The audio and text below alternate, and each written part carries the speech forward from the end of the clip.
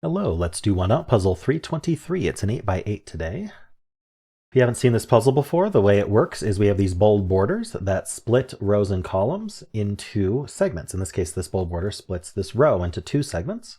A segment of length n has the digits 1 to n once each. So we need 1 through 5 once each here, and 1, 2, and 3 once each here. A column like this one that has no bold borders has all of 1 through 8 once each.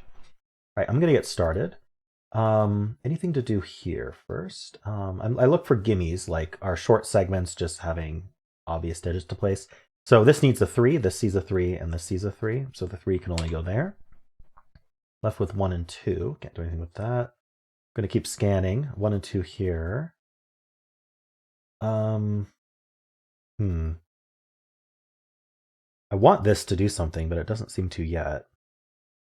Let's see, let's keep looking. I'm not seeing a whole lot of gimmies here. Let's look vertically. 2, 3, 4. Not. I feel like I'm missing something.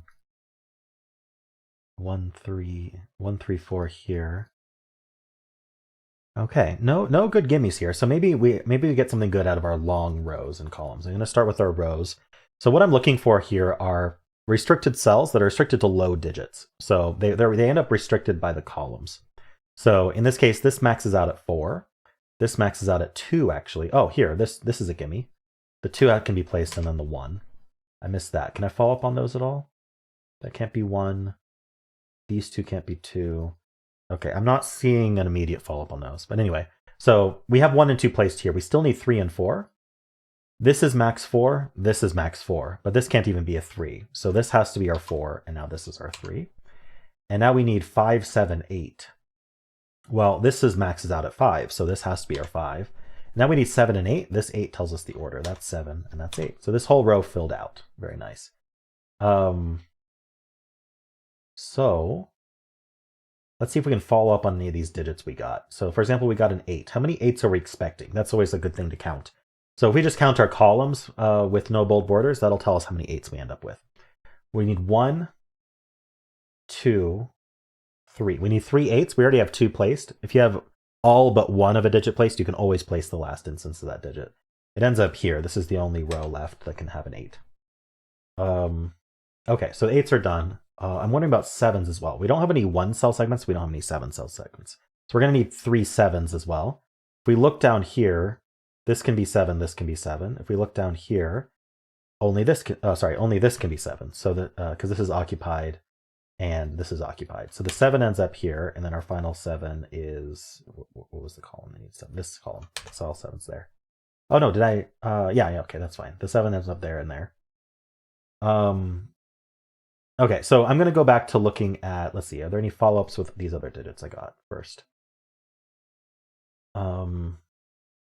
The 3, the 8, the 4. I'm just not seeing it. Okay, so let's look at this row next. It needs a lot of low digits. This is max at 4. This is max 2, because there's already a 3 and a 4. So max 4, max 2. This is also max 4. This is max 5. We're like chasing it, right? Because max 2, max 4, 2 max 4s. So that's 3 low digits needed that are 4 or less. And now we need 4 low digits that are 5 or less. This can go up to 6. Unfortunately, yeah, that means we can't quite do it.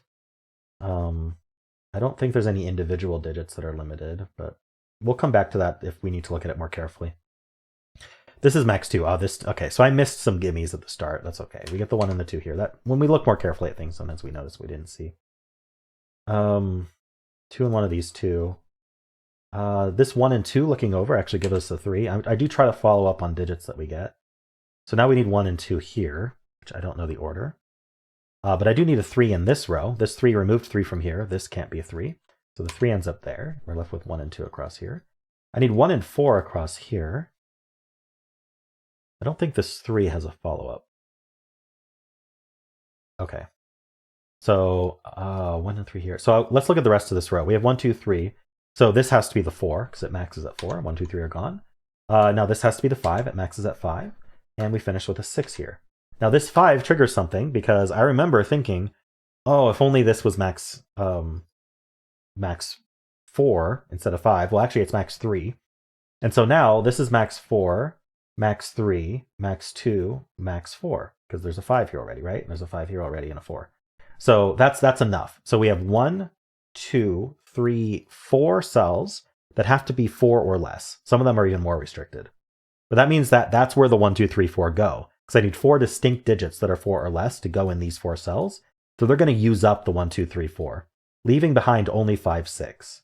And so the remaining columns, this column and this column, are going to be 5, 6. That's worth remembering. I'm going to pencil that. I think, the pencil tool is handy. I don't think you should be penciling. I mean, I think it's boring and counterproductive to go through and pencil every cell with all its possibilities. But we learned that this has to be 5, 6, which is an interesting thing to remember. And the penciling allows us to remember that, even though we couldn't resolve it yet. Now we're going to have 1, 2, 3, 4 here. So unfortunately, let's see. This is 1, 2, 3. This is 1, 2, 4. This is 1, 2. This is 1, 2, 4. Hold on, does 3? Yeah, 3 is limited. This is the only place for 3. Okay, that's good. And then the rest are for like 1, 2, 4-ish. Okay. Cool, I got that 3. Does that help anywhere else? I mean, 3 is surprisingly limited in this row. It can go here. It can't go here or here or here or here or here. Okay, so this is the only place for 3. Look at that. Not here, not here, not here, not here, not here. Yeah. So we can place the 3 in that row. Can we follow up on this 3? What about this row? Like, I feel like 3s are just in general very limited now. Yeah, this row needs a 3. This is the only place for it. That can come back down here, giving us the 1 and 3 here. This leaves 1 and 2. Does the 1 tell us anything? Yes, it tells us the 2 and the 1 here. So that's our 2. Does the 2... Yeah, the 2 tells us that's 1 and 2. This 1... I want the 1 to do something. Does the 2 do something? I'm wondering if 2 is limited in this column now. Unfortunately, it's not. But we do have a 1-2 pair here. This is max 2, this is max 2. So with the 1-2 pair, we're left with 4 and 5. This cannot be a 5. It's only 4 lengths. So that's our 4, and that's our 1. Interesting. Yeah, the 1-2 pair removed 1 from here. Does the 4 come back down and help anything? Or, let's see, what's left here? 2 and 4? Yeah, this 2 tells us the order. That's 4 and that's 2. And so now this has to be 1 and 2, and we can finish with the 4 in the row. Remember, it was a 1, 2, 4-ish left. This 2 tells us now this is 1 and 2. Here, this 1 tells me that's 1 and 4. This column finishes with a 5. Let's see. I need 4, 5, 6 here. This can't be 5. Oh, sorry, this is a 4 for the row. That helps. Leaving 5, this can't be 6, it's only 5 long. So that's 5, that's 6, that's 5. We finish with a 4 here on this row. What do I need? I need a 1 and a 6. Well, this certainly isn't the 6. So that's 1, that's 6. This 1 tells me that's 4 and 1. We finish this row with a 1, finish this row with a 5. We need the 2 and the 1 here. This is a 2, and we're done. All right, so the key to this puzzle was looking at the longer segments and seeing how they restrict. This 1-2 pair was really, really important, getting us this 4. I really felt like that was a key step. But also this row just finishing, always very nice to find rows like that or columns like that. Cool. I did miss some gimmies at the start, but I feel like I caught them relatively quickly as I scanned through the puzzle. Nice. Well, I enjoyed that. Let me know how you did. If you enjoyed it, why not leave a like, subscribe, and a kind comment below.